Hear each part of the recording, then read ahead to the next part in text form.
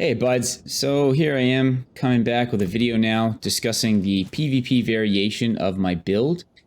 This will be a penetrating rogue shot build, and I've changed up a few things in my skill tree and abilities wise, plus some of my gear just to modulate how it plays to account for the fact that you're going to be CC'd a lot, you need unstoppable, as well as just adding in your own forms of CC as well.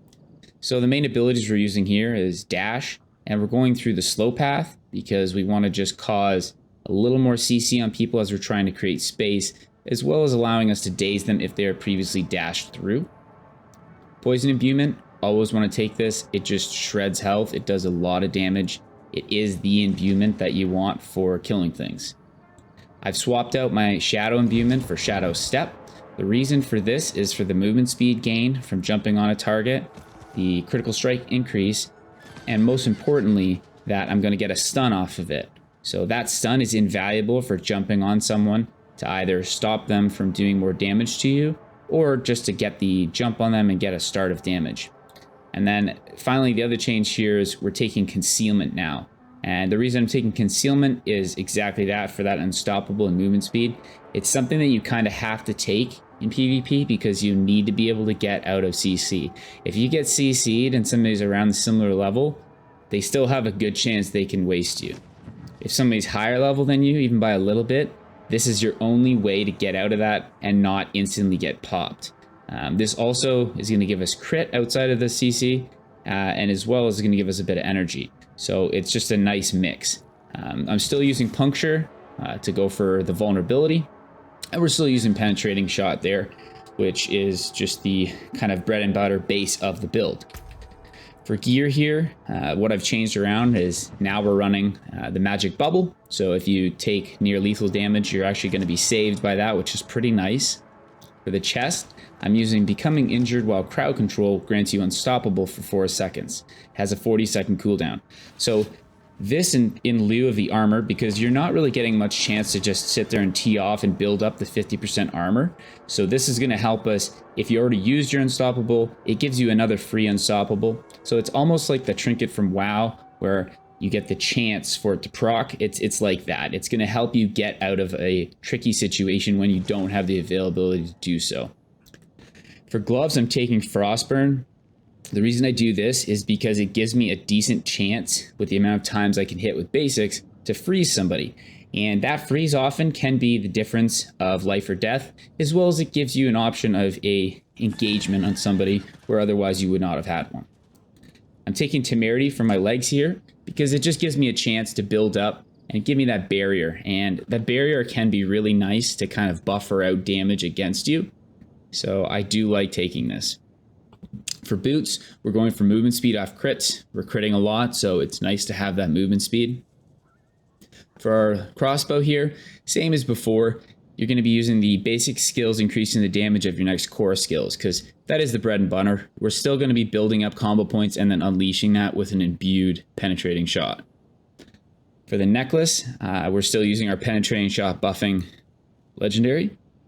And the reason we do this is just it gives more damage, and it kind of spreads out. If you get a bit of a clusterfuck situation where a lot of people are grouping up in a PvP zone, sometimes this will net you a few extra kills or extra hits on other targets.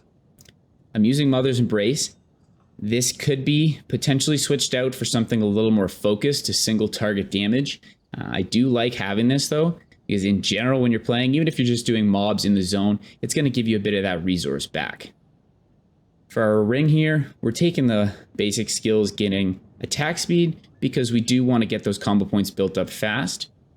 On our main sword here, I'm using the imbuement skills, getting more potency against vulnerable enemies, because everything makes them vulnerable, and we're going to get more damage on our poisons. And then finally, as I said in the previous build, Condemnation is your go-to. You want this for the extra damage from your combo points, and you want to have that opportunity to get a chance of all those combo points generating at once, which shortens down the build-up time for damage. So as stated, we're going to be going combo points with this build for our specialization. It's exactly as I said, right? That's what we're going to be going for. It's just the basis of the build. So we're going fundamental puncture into regular puncture there. We're taking penetrating shot, and we're going down for the knockdowns and slows. The slow is pretty nice, especially for kiting. You're still taking Sturdy for the damage reduction because we want to take as least damage as possible. Weapon Mastery here for the flat damage buffing. Taking Shadow Step, as I said, gives you that stun, really good for movement positioning. We're still going for dash, but we're not going for cooldown. We're going for slows and dazes because CC is king here. We're taking Concealment here, which is going to give us the ability to use the Unstoppable to get out of things, give us that crit guarantee for the combo, as well as some energy. Here I'm taking Agile, not necessarily because of the cooldown and the dodge chance, but because the Mending Obscurity. This gives us a nice little heal if you need a bit of time to cool off between taking hits, because our potions are limited in the PvP setting. We're still taking Exploit, and we're still taking Malice for the extra damage to vulnerables. Our Precision Imbuement here, increasing our critical strike with our imbued skills. Same for Poison Imbuement. We're still trying to double apply on the 30% there, trying to get more damage, and trying to get less damage from enemies when they are poisoned. And on our goes, that's typically what will happen. Going Adrenaline Rush, which as you're moving, you're gaining regen. You're constantly going to be moving because you're trying to kite. And Haste here again, you're getting that extra energy and extra movement speed. So it's just a good synergy to have for this build, still using precision as well.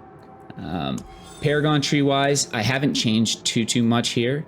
I've been kind of playing with it a little bit. You still want combat and you still want exploit. However, this is where things can kind of change.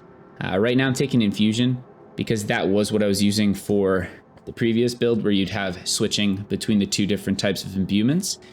Now, with this right now, I might switch that out for, well, Frost Feeder could be good because your freeze leading into a chill effect, but I think there was another one where it was specifically for poison. Yeah, Tracker here, which is going to give you more poisoning damage. So that might be something I sub in. I still haven't fully built out my tree yet, so this is kind of the last piece of the puzzle, and it's something that I do think towards level 100 will matter more, as you're going to really have people maxed out and battles are going to be a lot more balanced at that point.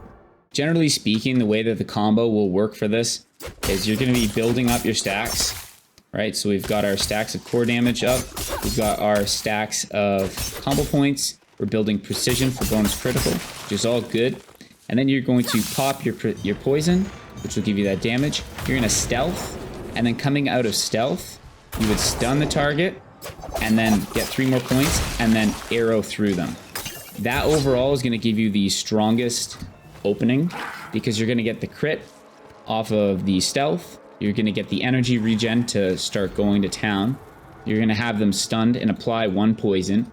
You'll rebuild your stacks again and get another fat penetrating shot off, as well as you can finish that off with a dash through them. And if you dash through and then back through, you'll slow and then daze them, which is going to further CC the target. You combine that with the fact that you might get a bit of freeze on them. That can kind of open up that window even longer. And by that point, if somebody's around your level, with the amount of damage we do with penetrating shot, once it's boosted up, it should kill people.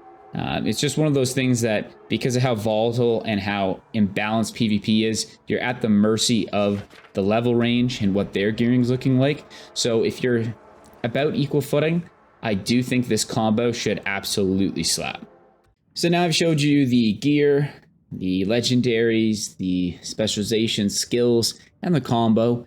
You should have a pretty good idea of how this build is going to run, and hopefully enjoyed the video. If you did, drop a comment and a like, subscribe if you're interested in seeing more of my content, and yeah, I always love to have a conversation with you folks in the comments below, so hopefully I'll catch you there.